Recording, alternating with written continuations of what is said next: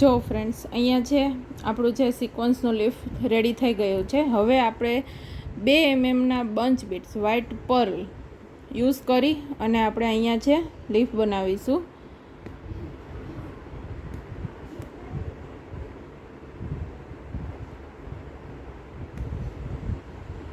મેં અહીંયા 4 બીટ્સ લીધા છે, પર્લ લીધા છે.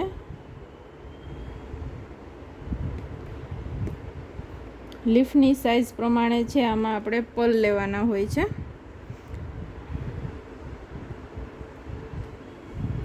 જો તમે છે અમારા ક્લાસ જોઈન્ટ કરશો, તમે શીખશો, એમાં આ બધું શીખશો કે તમારે છે લીફની સાઇઝ પ્રમાણે નકશીનું કટિંગ છે, સિક્વન્સ છે કેટલી નાખવી પડશે, તમારે બીટ્સ છે, કટ બીટ્સ છે, આ બંચ બીટ્સ છે એ કઈ રીતના તમે લોડ કરશો, એમાં બધું તમને ડીપલી ટેકનિક વાઇઝ તમને બધું શીખવાડવામાં આવશે.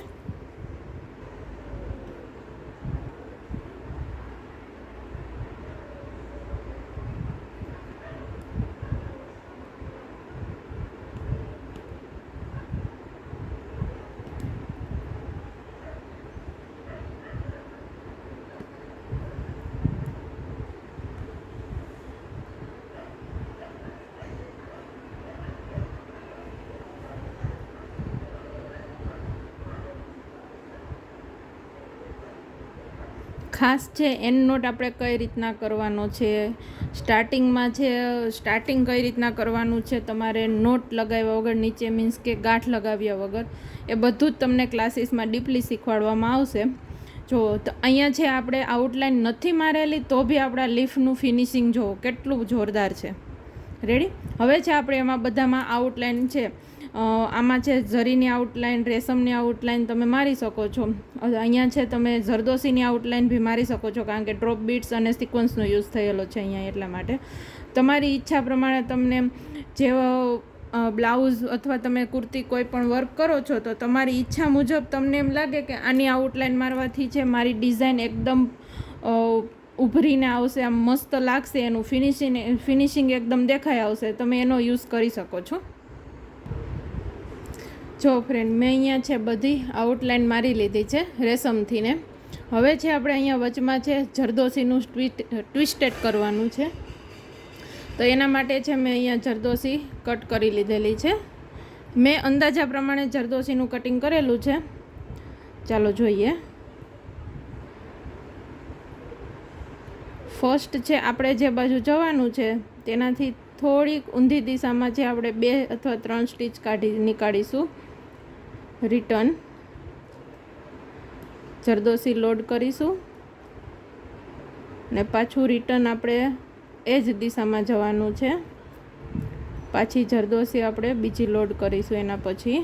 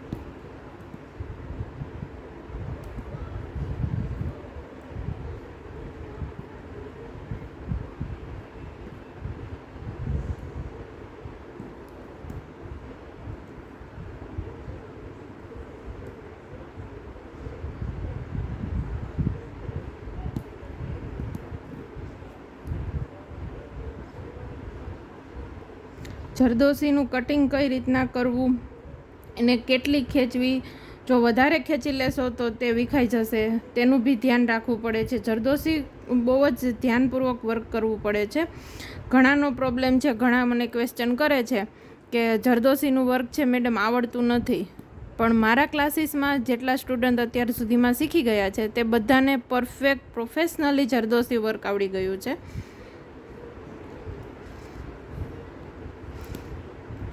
જરદોશીનું ટ્વિસ્ટેડ કરવું છે તો તમારે છે કેટલી જરદોશી કઈ સાઇઝમાં કટિંગ કરવી છે, પછી જરદોશી છે આપણે ક્યાંથી ક્યાં સુધી સ્ટીચ લેવાનો છે જેથી જરદોશી છે એકદમ ટ્વિસ્ટેડ એનું છે પરફેક્ટ ફિનિશિંગ આવશે. જરદોશી છે નાની મોટી કટ થતી હશે, ઘણા પ્રોબ્લેમ છે જરદોશી વર્કના.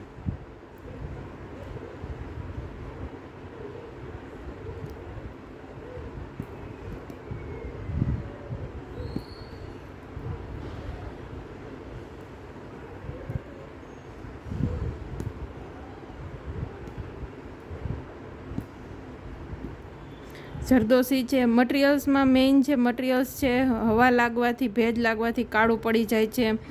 ઘણાના એવા ક્વેશ્ચન છે તો કયું મટીરિયલ્સ બેસ્ટ છે તમારે વર્ક કરવા માટે, વર્ક શીખવા માટે, એ બધું જ છે તમને ક્લાસીસમાં તમને છે ડિટેલમાં બધી જ માહિતી આપવામાં આવશે, જેથી કોઈ દિવસ તમારો છે કોઈ કસ્ટમરે વર્ક કરાવેલું હશે તો કોઈ પ્રોબ્લેમ નહીં થાય, એ વર્ક ખરાબ નહીં થાય.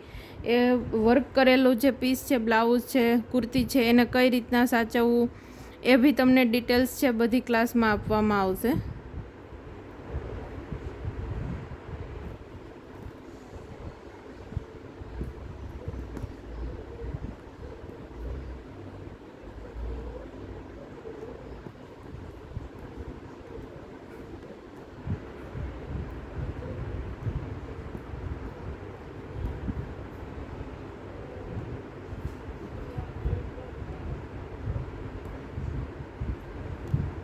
જો ફ્રેન્ડ્સ આપણું છે જે જરદોશીનું જે ટ્વિસ્ટેડ છે કેટલું ફિનિશિંગમાં થઈ ગયું છે.